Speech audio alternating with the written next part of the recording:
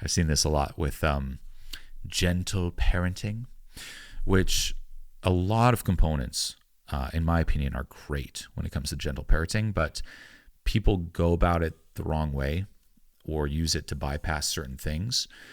One gentle parenting strategy that people will, you could say, go through to try to avoid tantrums because they think they can avoid them is by just ultimately becoming the ultimate people pleaser to your child, right? They think gentle parenting means never making your kid feel like they're wrong. So whatever they're feeling, it's like, you're right. You're so right. Everything's right. Oh, yeah, that was right. That was okay. Oh, it's okay. Do you need this? Oh, that's okay. They have no boundaries, and they let the child ultimately walk all over them. And they think, hey, yeah, back to the prison reality. If my child is the prisoner and I'm the guard, how can I make them happy, right? It's my child. I love my child.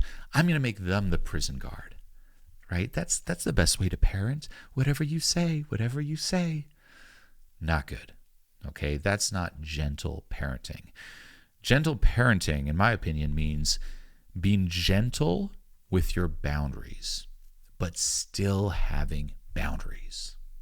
So someone who doesn't get this, gentle parenting means I have no boundaries. My kid is always right. Walk all over me. No, it means still have the boundaries and don't compromise those boundaries, but be gentle about it. And the same thing applies to crucial conversations, right? Whenever you assert a boundary, and that book goes in detail, again, the healthiest way to assert boundaries, and you have a crucial conversation about someone with that boundary, having a crucial conversation doesn't mean, again, just letting them walk all over you and trying to be as, safe and neutral as possible and saying the right thing. It means do that, but still have the boundary. You got to still have the boundary. There should still be consequences. But you're gentle about it, and you're helping the person understand it. You're helping your child understand it.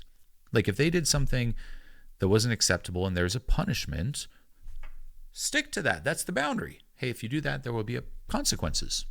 If there are no consequences, you can't assert a boundary, by the way. There have to be consequences to crossing that boundary. Very important. I had a client I was coaching when it comes to transformational work. He was asking about his stepfather. And he says stepfather lives with his mom and doesn't contribute much. And he was talking to his mom, and they want to talk to the stepfather about it, about him contributing more. And he's like, what's the best way to go about it? And we were talking about different, approaches and ways you could bring it up and mention it, etc. But the first thing I asked him is, well, what happens if after this crucial conversation, he's like, nah, I'm not going to contribute more. And he was like, oh, well, I guess that's that. We tried. Well, no, that's not asserting a boundary. That's just asking, please. So there have to be consequences. But then you're explaining, in his case, those consequences in a healthy way through crucial conversations. You with your child, if your child disobeys, there's still consequences. Hey, if your child's like, I don't want to go to bed, they still have to go to bed. Even if they throw the tantrum doesn't mean, well, unless they throw the tantrum, like you could technically say, they threw the tantrum for 20 minutes and they delayed their bedtime by 20 minutes, so they win. Sure, you could say that. So technically they won. But no, no matter how bad the tantrum is, they're still going to bed. That boundary is set. So it's being gentle about it. And part of being gentle is following those steps and explaining to them what's going on, relating to them, once more, letting them know, hey, there's nothing wrong with feeling this. Hey, here's the boundary. You don't like the boundary. You're feeling this. That is healthy. That is normal. It's okay to feel what you're feeling. I would be feeling that too. I say this a lot. Hey, oh, you're frustrated. I'd be frustrated too if I were you. I would feel this too. It's okay to feel what you're feeling. And, as a quick side note too, when it comes to gentle parenting, another trap people fall into is they take it too far. And there's a Instagram reel that I will never forget and that you will now remember forever. I'm going to play it. Don't be this. Please don't be this. Okay?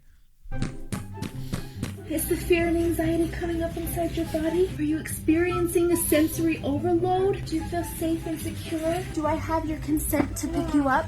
Can I hold you? It's just so much going on around you. It's just, sometimes it's really scary. Here. Take the iPad to help you to regulate yourself. Can you take deep breaths with me? Would it make you feel better if I lay down on the ground with you? Excuse me, I'm trying to provide a safe space for him. I know. It's just so much going on. Do I have your consent to pick you up? Can I hold you now? Wait, let me give you reassurance that you'll be safe. Now, on paper, this all sounds good, right? You're like, okay, if you read that, here's what you should do. Look, do this. The same with this advice here. You're like, oh, that's so great. If you go overboard, you'll turn into that. And that's not good either, right? Not every single thing has to be a big deal. Same with tantrums, by the way. Not everything is a tantrum, right? In the parenting world, tantrum is often thrown around the same as how in the self-help or even mainstream world, the term narcissist is thrown around all the time. People don't have a real understanding. Like, oh, every ex that I had was a narcissist. It gets thrown around, right? Every little thing in my child is a tantrum thrown around. Not everything also has to be a big deal. And if you take that approach too, by the way, with that reel, and again, it's comedy. I love it. It's hilarious. If you actually take that approach, because there are people who do, one, it's also going to mess your kid up, in my opinion, self-esteem wise, because every single time they feel, you're ultimately making them extremely self-conscious, right? It's like, oh, you're feeling this right now. Oh, you're feeling that right now. It's like, hey, just let me live, right? Ultimately you could argue the same as people fantasize about having, say, a self-help coach, right? Next to them 24/7. But would that actually lead to a high quality of life?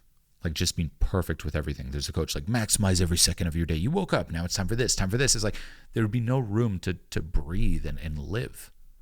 Again, this perfection, this heaviness would just stifle your experience. Like I don't want that. With self-help, self-improvement, yeah, I think it's life-changing, but at times, only at times, break the rules a little, live a little. Screw perfection. And same here. It's like, no, let your child live. Don't be in coach mode all the time. Like I'm not in, hey, I'm a transformational coach all the time with my child. Everything's perfect. It has to be perfect. Like that'll just stifle. That's the ultimate too strict prison guard. I'm not a fan. I'm really not a fan. So not everything is a big deal. Don't bring awareness to every single thing. Identify the key things and focus on that. It's like decisions, right? Not all decisions are a big deal. If you think of how many decisions did you make in the past day or two, right? Like thousands. Same as in the last 2 weeks, 3 weeks, few years. How many of those decisions really had an impact on your life? Like even in the past 5 years, there's probably only a few decisions that really changed your life. So identify those. Same with your child. Identify the key moments to bring the awareness and really do this. But not everything has to be a big deal. Okay?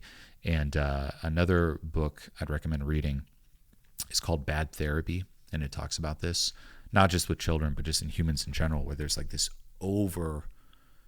you could say, therapy conditioning, and there are some downsides to it. Bad Therapy, great book.